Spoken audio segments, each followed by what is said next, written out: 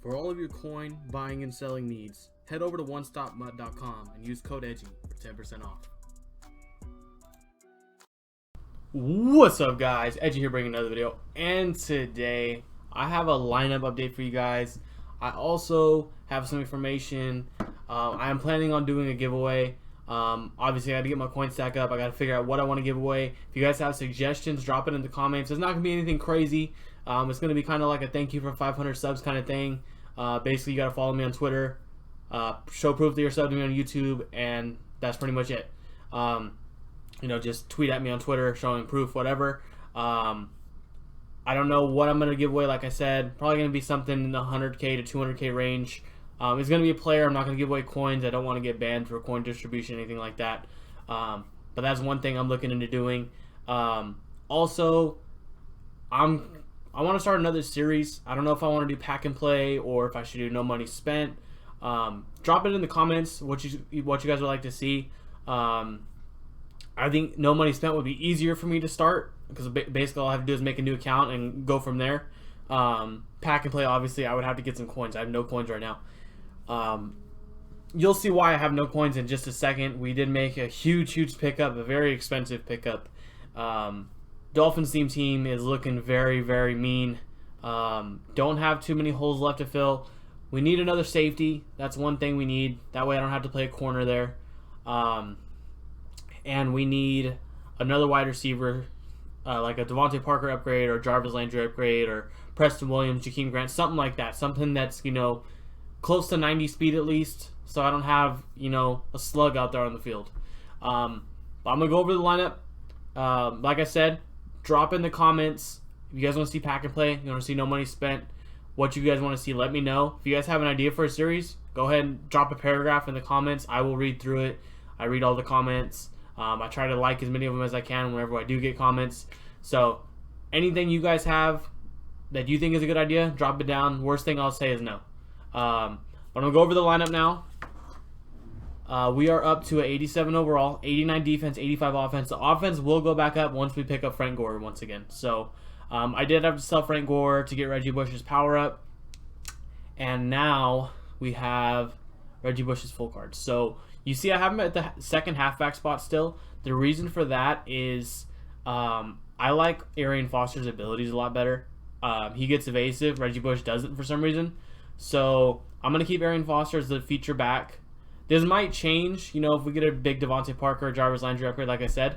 But Reggie Bush at receiver is ridiculous. He can actually get route technician, which is a crazy receiver ability. I don't know how he's able to get it, but he is. I used all of my training to get locked down on my defense, so I'll go over that in a second. I'll show you the stats on Reggie Bush real quick. So I am playing him as slot receiver. He is my number 2 running back. He's my kick returner, my punt returner. I'm going to have this guy running jet sweeps. I'm going to have him in split close. I'm going to have him as the number 2 back, and I'll sub in Gesicki or Parker at the other receiver spot, just for like dump off routes, stuff like that. I'm going to involve this guy as much as possible. He's going to be the featured player of the offense. Like I said, kick returner and punt returner. He's going to be doing everything. So right now with Dolphins chem, I don't have offensive chems yet. I'm going to work on getting, I think I'm going to go with play fake because it kind of helps offensive line, your quarterbacks, it helps your receivers and your running backs. It gives you a little bit of everything. And I have Marino, so it's not like I really need more throw power. The other ones give you more throw power. I believe Go Deep does, and there's one other one. But Reggie Bush, 94 speed, 95 excel, 94 agility, 89 carry, 85 catching, 94 change of direction, 90 break tackle, 61 trucking. So obviously he doesn't have trucking, but he has everything else. 90 break tackle, he's still going to break a ton of tackles. Change of direction, ridiculous. Catching, ridiculous. Carrying is solid at 89. And speed, agility, excel, that's what Reggie Bush was known for. Probably the greatest college running back ever. If you guys watched him at USC. When I was younger, I used to just love watching this guy play. That was the first time I really got into college football when I was younger. I wouldn't say I have a college football team, but I definitely rooted for USC when Reggie Bush played there. But yeah, guys, that's the biggest upgrade of the offense. I don't think anything else has changed too much. We did upgrade Andre Johnson all the way, so he's a 92 now. But other than that, I think everything is the same. Still need some offensive line upgrades. Still got some golds here. Mike Gesicki needs a new card. Adam Shaheen might need a new card. He played really well last week. Defensively, this is our stronger side of the ball for sure. Xavier Howard leads the league in interceptions once again. He's healthy. He's a top 5 corner. You can argue a wall. This is not up for debate. Xavier Howard, when healthy, is a top 5 corner. 4 picks in the last 4 games, and it's only going to continue. Count on a double-digit pick season for Howard. Sue still at 92. Glover at 92. He now has ×3 Dolphins chem. Christian Wilkins at 87. Emmanuel Ogbah is at 84. It's kind of hard to see because of the color of his card. He has the chem boost. So I don't know why they did that. Troy Vincent is playing out of position as strong safety. He doesn't have the position change, I don't believe.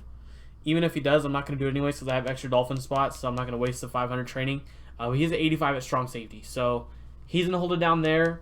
Normally what I do is if I'm running nickel, then I'll sub him in a nickel corner and I'll put Howard at safety and just leave him down in the box. Just that way, normally I have my safeties in zones and I man up my corners more than my safeties. Just that way Howard's not manned up on Tyreek Hill or anything like that. Robert Quinn, I drop down to D-end when I run my nickel, and he is very good as a pass rusher. Minka Fitzpatrick is now boosted to 88. Byron Jones, Troy Vincent, and Cortland Finnegan are all up to 93 now with the lockdown chem. I do have it at 30. I don't have it maxed. I think you can get it up to 50 this year. But I have it at 30. Obviously, the linebackers, Sayles 93, Sam Mills 92, Jerome 92.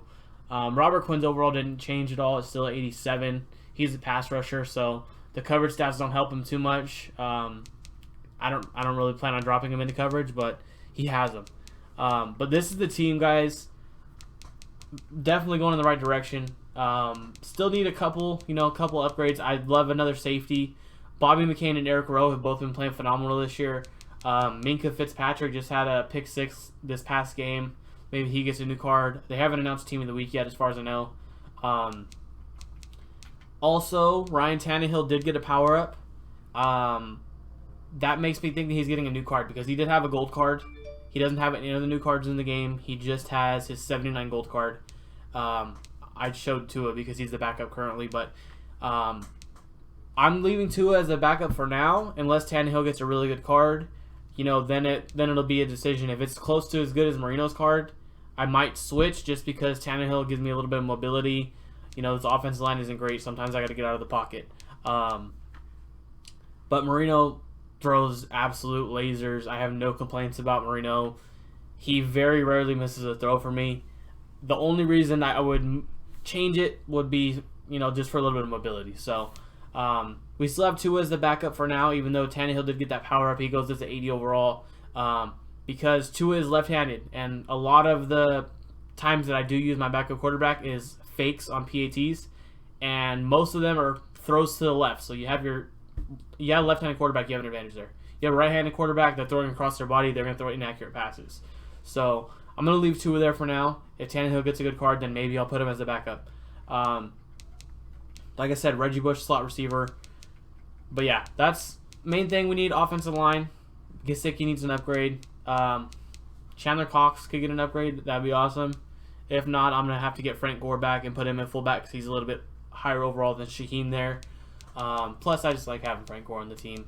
How could you not like Frank Gore? Dude's been in the league forever, and he's still pumping. He still runs hard like he's a rookie. It's crazy. You would think by now, he'd slow down. Nope. But yeah, guys, those are really positions that we need.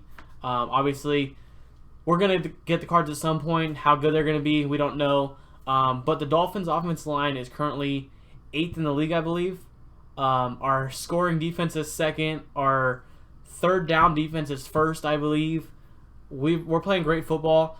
Unfortunately, 2 of our losses were because we didn't have our best defensive player, Byron Jones. I wouldn't say best defensive player, but one of our best defensive players because Howard is playing on another level right now. Emmanuel Ogbah had a crazy game last week. We have a lot of guys that are really shining. Christian Wilkins every week is making plays. Jerome Baker. It hasn't been every week for Baker. He's had a couple really good games. He's had a couple alright games. But he's still flying around the field. He's always around the ball. But unfortunately, the game we lost to the Bills, That's the game that Byron Jones got hurt late in the first quarter, early in the second quarter. And after he got hurt, basically, Noah Iguanagani, the rookie, had to cover Stephon Diggs, and he got roasted the entire game. So we ended up losing that game by 3. And then the game against Seattle, Byron Jones wasn't healthy enough to play, so Iguanagani had to cover Tyler Lockett and DK Metcalf, and you guys know how that went. That game we actually did get robbed too, if you guys watched it.